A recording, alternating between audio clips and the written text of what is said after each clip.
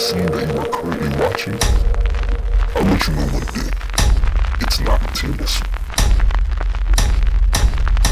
And I don't think I want to tell you.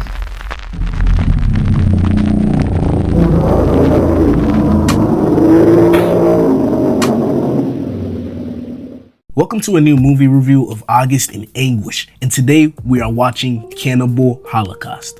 Once again, I appreciate all the support for my mental health, and I'll let y'all know, no Zaza edits or anything. I am doing well. There's only like 3 more videos after this, so hang with me as we finish this month. In fact, I've actually been taking precautions per you all's advice in the comments. Hello everyone, because you guys care so much, I got this stress bar with me to watch my movies with, so yeah, as I'm watching this film, I am squeezing this stress bar to release some stress. It's not gonna help me out. I'm gonna go crazy. And shout out to all the Discord members. I wish I could take everyone's movie recommendations, but YouTube and copyright are not on my side. And I also want to do different types of videos in the future. Now without further ado, here are some disclaimers for the video. And try to relax as we review the film. Make sure to like and subscribe. We start with a broad view of the vast Amazon rainforest, then shift to the industrialized great city of New York. A news reporter informs the viewers about 4 brave Americans who went missing as they were trying to document information about this Green Inferno tribe, a tribe located between Brazil and Peru. We get a quick flashback where another reporter asks them how they feel about their trip, and the group says they're good because they have their tour guide, Felipe. I guess Felipe wasn't that good. Moving back to the present day, we meet Professor Monroe, who embarks on a journey to find the missing tapes of the lost group. Monroe flies to the Amazon, where we get our first glimpse of the Yakumo tribe members. I believe that this is the same tribe that ended up killing the lost group, but don't quote me on that. As a team I'll call Squad 1 are spying on the Yakumos, we see them eating raw meat. I don't know what type it is, but I know this is not no type of sushi or beef tartare you can eat raw. The armed soldiers of Squad 1 shoot them down, and some escape, and others even fight back. One soldier gets shot with his poison dart, and another officer tries to cut the poison out with a knife. Yeah, bro just wants his squad mate to suffer. This is not helping. The squad ends up taking one of the Yakumos as a prisoner, and use him as an entrance fee to enter into the tribe. They want to portray themselves as heroes for bringing the tribe member back to his hometown, hopefully winning approval from the Yakumo tribe. Monroe finally meets up with the main squad members, and they start embarking on their journey to find the lost tapes. They enter this part of the river, and one of the soldiers, Miguel, starts screaming, and the head honcho is like, oh, he's good, they're just leeches. You know, I actually wanted to go to the Amazon one day to explore the rainforest and see the type of animals that laid in the habitats. But this just made me never want to touch grass again. A guardsman is then like, we have dinner, and then brings a muskrat over. He then grabs a small knife, cuts its throat, and we hear its heavy screams of agony. Painful, really. But that's what you low-key get for doing what you did to Midori's mother. In all seriousness, it's terrible how they get a real-life muskrat and kill it on camera in this brutal manner. But unfortunately, this is child's play compared to what they do to another animal later in the film. The head honcho blows some cocoa powder in the tribesman's face to get him excited, and another officer takes the stomach of the muskrat and throws it over, talking about some dinner is served. They finally come across some tribespeople and they tie some woman to a pole. A man then comes over with a long stone, attaches it to his dingling, and racks her. Rack is a term I will be using, and this is what it means. We eventually see the stone get bloodied up at some point. That's blood. That's blood I'm looking at. And the man grabs another stone, one in a more spherical shape, and bashes it onto the woman's lower area, and then forcefully stuffs it in there, like a turkey the night before Thanksgiving dinner. He grabs the long stone again and offs her with it. But after the entire racking, her lower body is so mutilated, it is practically gone. The squad eventually comes across the tribe, and they return the prisoner back. They show off their friendliness by displaying this cool knife mechanism, which wins the approval of the Yakumos. For dinner, they get served this sticky white starchy substance.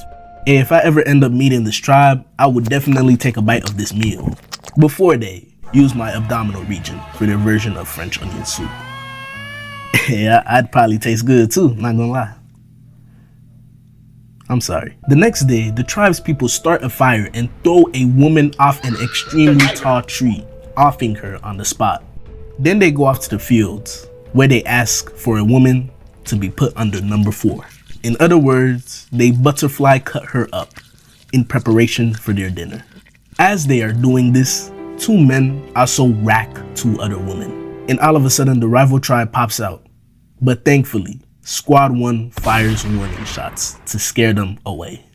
This really like the Blood and Crips, but instead of shooting each other, they eat each other's organs. We then view the ritual execution of Butterfly Woman. The next day, in order to gain some more trust, Professor Monroe strips naked to make himself similar to the tribe and befriend them on a deeper level. Then he goes skinny dipping in the Amazon River. Does he know about that fish that be swimming up people's dinglings and forming families in that John? I guess bro wants to be neutered. That will happen later in this movie, guys. Somebody will have their genitals removed. As he's chilling in the water, some women decide to join him and play along. But all of a sudden they start screaming and run off to the fields, where they find the carcasses of the lost group. And the tapes are attached to their skeletons. What on earth did this group have to do for the tribe to do this to them? The squad reconvenes and they start playing some of that prime Radiohead and everyone starts bumping to it. Just kidding. Radiohead did not exist yet. Really? They just play a recording of one of the tribe's chants. And they think the squad are like gods because they're able to replicate the human voice. So they end up giving them the lost tapes and also invite them for dinner, which is eating raw human flesh. Hello? They get the tapes, so this part is over. Oh yeah, this was only the first part, y'all. The second part is much worse. Boy, no if way, you've boy. made it this far, I'd like you all to consider subscribing and even joining the Discord if you want to be part of a loving family community. And go ahead and like that video since you're down there so more people can watch this. Now back to viewing the lost tapes. There are a lot of scenes in between moving from past to present, where the professor and TV executives decide whether they'll play the film on TV or not. I won't really focus on that, so just get ready for the recap of this documentary. We meet the 5 members of the lost group, Felipe the guide, and the members Jack, Faye, Alan, and Mark. After this weird clip where they all change butt booty naked in front of the camera, they switch to the jungle, where we find out they've been walking for more than 6 days looking for the Yamako tribe, aka the Green Infernos. Jack and Felipe find a turtle and they pull it out the water. Felipe then grabs a machete and cuts its head off while it's alive. Faye sees it and throws up from its nastiness. Me too, Faye. Me too. After it's beheaded, the legs are still moving from muscle memory and they cut them off too. They then flip it around and cut the bottom part off. Inside, the organs are still moving and the head is still snapping because of the agony it is somehow still feeling. No props, no CGI, just a real gruesome scene of a turtle getting gutted alive for the sake of cinema. They then cook it up on a fire and eat it.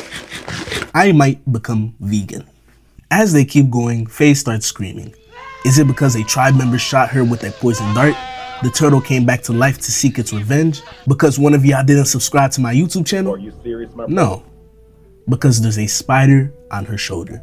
Hey, I feel you, Faye. I would have done the same thing. These are the spiders that eat birds, bruh. Felipe also starts yelling because there is literally a venomous snake in his boot and it bit him. Yeah, Woody ain't got nothing on this. Once again, in order to stop the poison from spreading to his body, they cut his leg off and burned the bottom stub to stop the bleeding. Yeah, it didn't work. He died. From all the excruciating pain they decided to put him under because they wanted to stop the poison. Their tour guide, who is the only source of proper communication for a cannibal eating tribe, died. Yep, there was no way they were gonna survive this trip in the first place.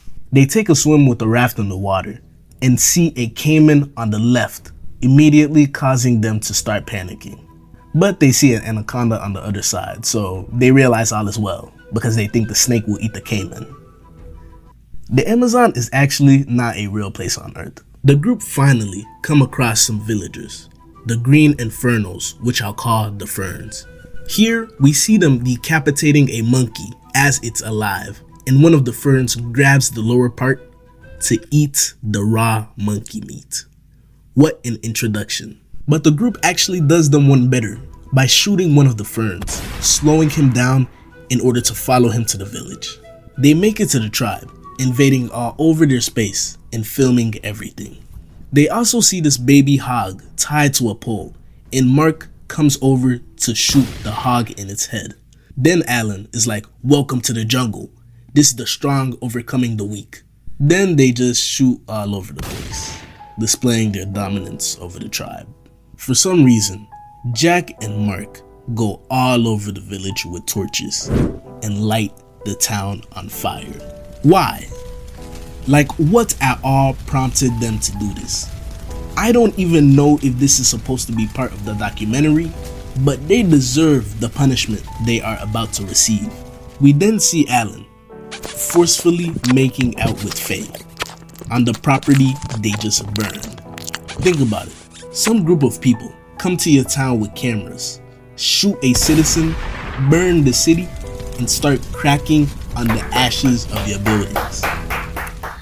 You have to eat them. That's what I would do. I would eat them as a consequence. The next day, the tribe performs a ritual with a pregnant lady where they forcefully take the baby out of her and bury the newborn in mud, then bashing the woman's dome with stones to finish her off. Look, I know this is y'all culture, but y'all don't gotta do this. Y'all need some more jobs because y'all got too much free time to be taking babies out of people and offing their mamas. As they continue to look for more ferns, they find a Yanamomo woman and chase her off to the field. Then Mark tells Alan, You go first. Now what do they do to this woman? They rack her. Faye is like, what? Why are y'all doing this? And I want you to listen to what they ask. How about jungle jollies? Hey, you want me to keep shooting? You want me to keep shooting or what? Do you want me to keep shooting? Alan, Jack, Mark. If I get my hands on that camera, I will find a way to place it into your small intestines to restrict your body from functioning properly. Faye tries her best to stop them, but Jack pins her down and racks her as well. In the next scene, we find out that the tribe's people have impaled the woman who got racked by the terrorists. This is because the tribe has certain rules set on virginity, and they were broken because of the men. This scene looks so real that the director was arrested and charged with actual murder in Italy. The group is like, this is unbelievable. Why would these primitive cannibals do such a thing to another human?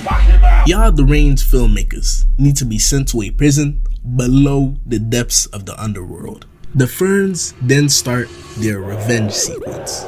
They spear Jack in the heart and take him away, cutting off his dingo and splitting his head in half. They also separate his torso, legs, and upper body, dancing and celebrating as his head lays on the ground. I'm not even that mad at the tribe for this. The rest of the group tries to scare off the tribe with their flares, but it doesn't work, and the Ferns catch them. They grab Faye, tie her to a tree, and gang rack her.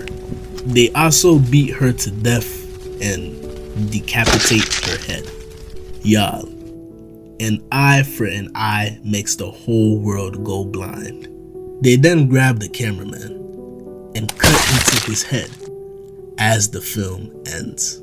The executive deciding what to do with the film makes one call and one call only. John, I want this material burned. All of it. Yep. Thank you all for hanging with me, and I'll rate it a 9 out of 10, one of the highest so far. Now, if you enjoyed this review somehow, the next video might actually be the worst one yet. A 3-in-1 deal of one of the most grotesque series known to man, Guinea Pig. And no, it is not about a rodent. I'll see y'all next week, so have a good one. Peace.